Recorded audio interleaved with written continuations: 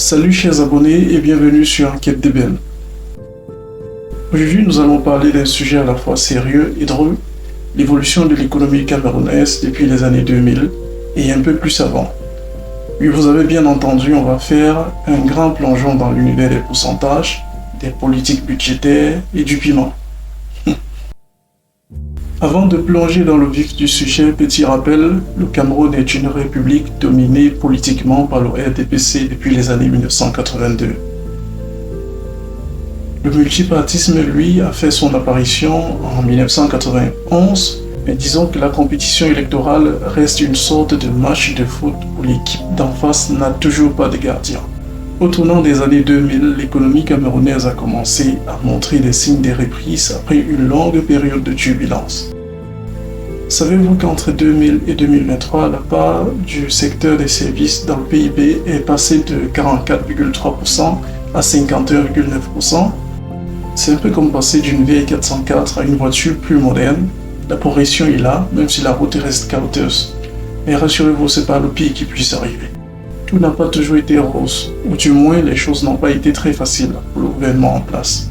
En 2008, la hausse des prix des denrées alimentaires a secoué le Cameroun. Imaginez pour faire le marché et voir le prix du kilo de riz s'envoler comme un ballon ou bien un cerf-volant.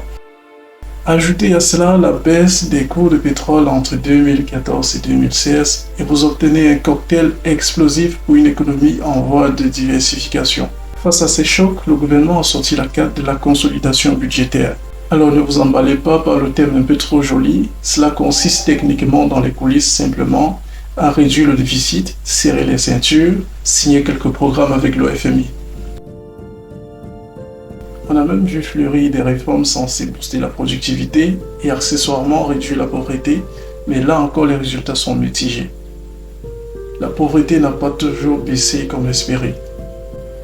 C'est techniquement un peu comme un régime qu'on commence chaque lundi matin et qu'on oublie chaque vendredi soir pour aller s'éclater à la fête. Alors maintenant parlons pétrole. Pendant longtemps, le secteur pétrolier a joué le super-héros pour l'économie camerounaise. Puis parfois, il s'est transformé en vilain. Sa part dans le PIB a fluctué au gré des cours mondiaux. Vous savez, c'est un peu comme un cousin éloigné qui vous rend visite de temps en temps. Tantôt il arrive avec des cadeaux, tantôt il vous laisse l'addition. Résultat, quand le prix du baril dégringole, le Cameroun se retrouve avec un trou dans son budget. Et quand il remonte, on fait la fête, mais pas trop longtemps, parce qu'on a compris que tout peut basculer en un claquement de doigts. Malgré ces fluctuations, la croissance du PIB réel du Cameroun est estimée à 4% pour 2024 et pourrait grimper à 4,5% en moyenne sur 2025-2027.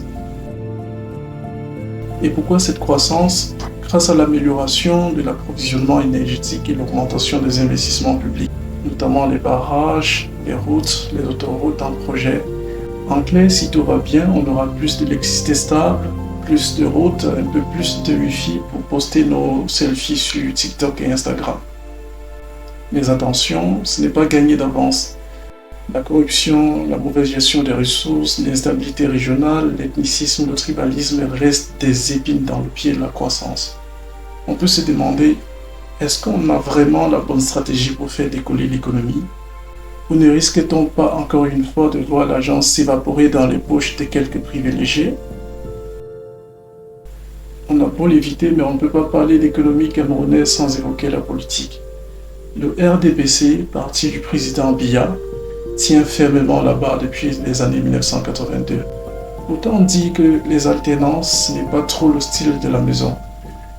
Les politiques publiques mises en place ont certes soutenu la croissance, mais ont-elles vraiment été inclusives?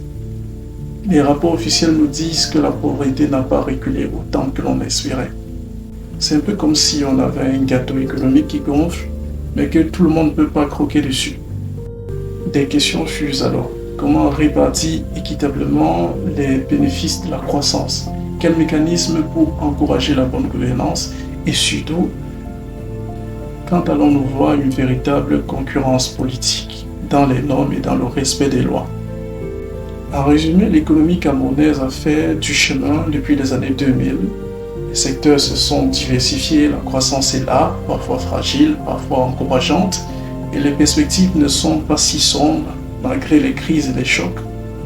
Oui, on pourrait passer des heures à critiquer, et c'est d'ailleurs nécessaire pour avancer, mais n'oublions pas non plus de souligner ce qui marche. Il y a des entrepreneurs audacieux, des projets d'infrastructure ambitieux et une jeunesse prête à innover, à condition qu'on lui ouvre la porte. Alors la grande question reste, le Cameroun peut-il vraiment atteindre l'émergence et consolider sa croissance? C'est à nous d'y répondre avec un brin d'humour et beaucoup de détermination. Merci d'avoir suivi ce documentaire. J'espère que cette plongée dans l'économie camerounaise aura éclairé, fait sourire et donné envie de poser plus de questions. N'hésitez pas à liker, partager et vous abonner pour ne rien rater de nos prochaines enquêtes. À très vite sur Enquête de Ben.